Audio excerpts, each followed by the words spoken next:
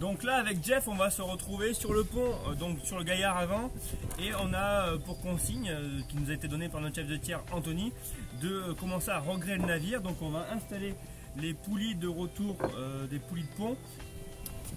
Donc pour ça on va commencer par installer du coup une longe ici pour pouvoir installer un palan, pour pouvoir bien la mettre en tension dessus.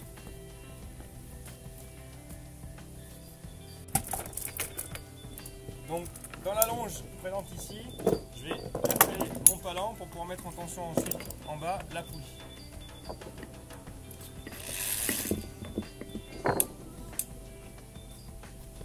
Donc voici à quoi ressemble la poulie de cargo-fond de Plutigny une fois révisée. Et donc elle va venir se fixer ici sur le pont, donc ici, dans l'anneau de retour de pont.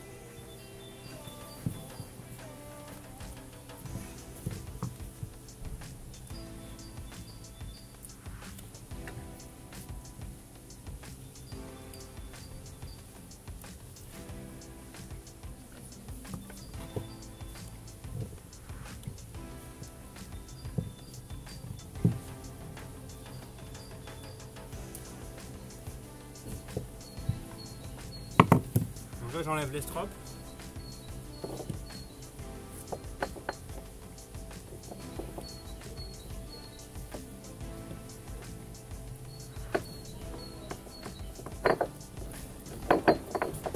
Hop.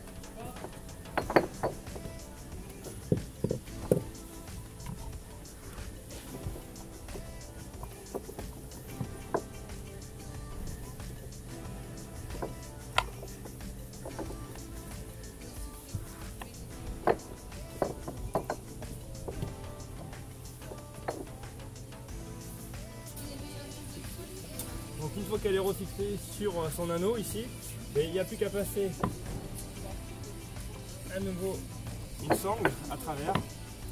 Donc on vient bien s'assurer qu'on va bien tirer vers le haut, parce que je le rappelle, la manœuvre vient d'en haut évidemment. Donc là elle est dans le bon sens. Et on va pouvoir la mettre en tension sur le palan ici.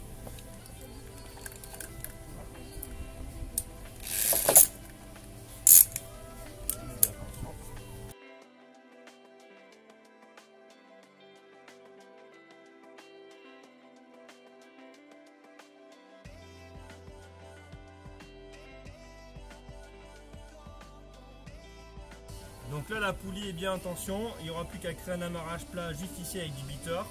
Donc ça on a déjà vu la manœuvre, mais on la reverra ici pour pouvoir fixer la poulie sur le pont, qu'elle soit bien fixe ici. Voilà, tout simplement. Alors ici on va quasiment démarrer l'amarrage plat, donc avec le biteur et un œil de cordonnier. Ici on va venir entrelacer les strops. Et pour m'aider à passer les bridures, je vais m'aider d'un va-et-vient ici. Je vais passer juste dessous.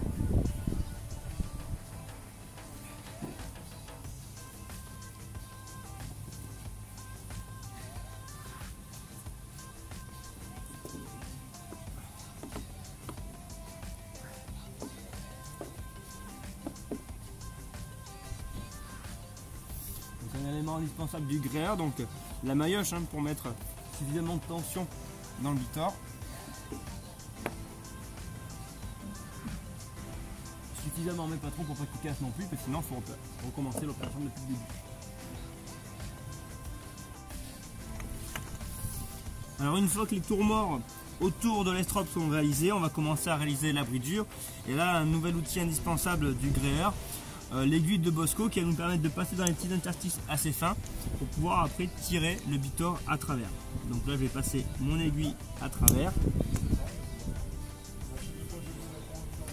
Je vais introduire mon bitor dans l'aiguille, dans le chat de l'aiguille.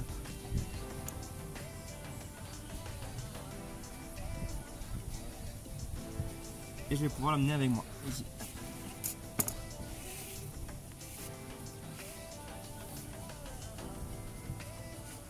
Donc là on réalise une première bridure. Hop, je vais remettre un tout petit peu de tension ici.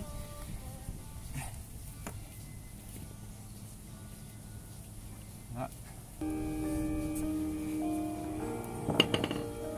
Et avec le va-et-vient que j'ai placé ici, je vais pouvoir amener la gare, le bitor de l'autre côté.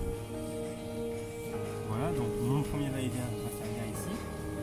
Donc là, en partant dans ce sens-là, vers le bas, je vais réaliser donc une première bridure. Je passe mon bitor, je peux l'aplatir pour l'aider à passer. Je vais le décommettre, l'aplatir ici, et ensuite le passer avec le va-et-vient. Donc là, je vais m'aider également encore de la maillotche, hein, en force.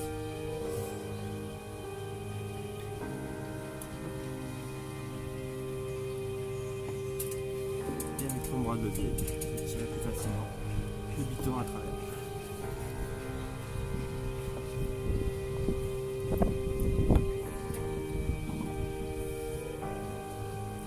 Hop, tout simplement.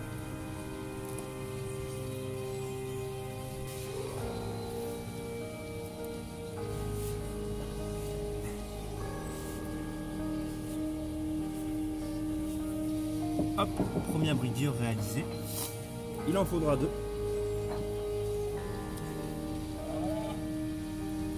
la première bridure sera là. Je réutilise à nouveau mon aiguille de Bosco pour passer à travers. On verra bien ici que l'aiguille de Bosco me permet de passer à travers. Hop.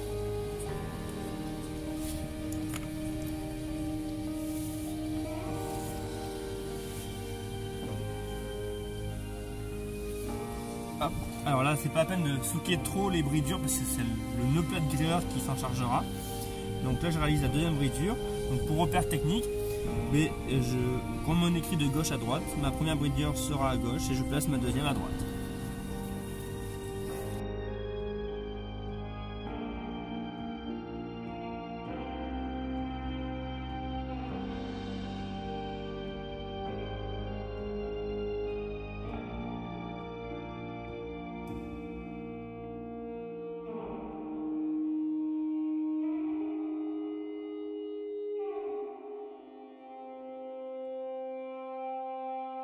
Et donc là, je vais commencer le nœud plat de gréeur, donc vous le connaissez déjà, et toujours pareil, je vais m'aider de l'aiguille de Bosco.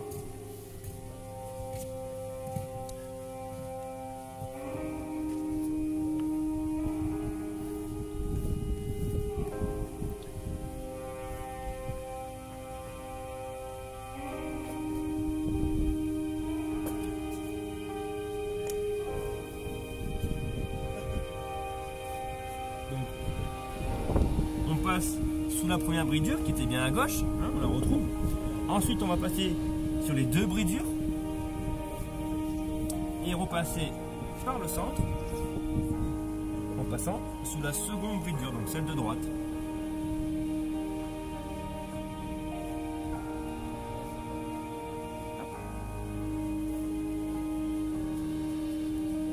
Donc là, on est en train de réaliser notre nœud plat de gréeur, vous allez voir, on va voir sa forme. Voilà, qui se trouve juste ici. On va repasser de l'autre côté, de ce côté-là.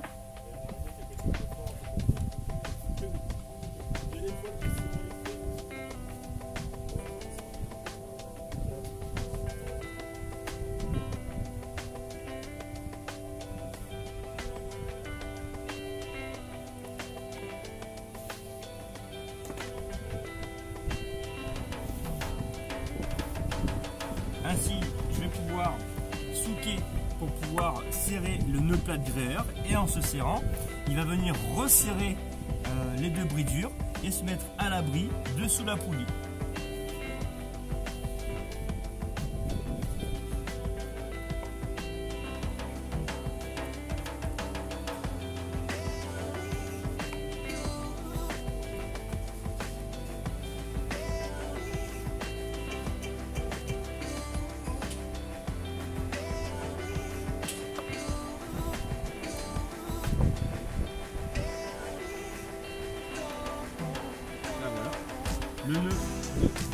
Le nœud plat de gréeur prend fin. Notre amarrage plat est terminé et je vais pouvoir couper au ras mon bitor juste ici. Donc on voit bien, les bridures sont bien souquées grâce au nœud plat de gréeur. Et si on allait trop serrer nos brisures, en serrant le nœud plat, on aurait pu casser les brisures, casser le butor et ne pas pouvoir tirer notre amarrage plat. Et donc, recommencer tout depuis le début.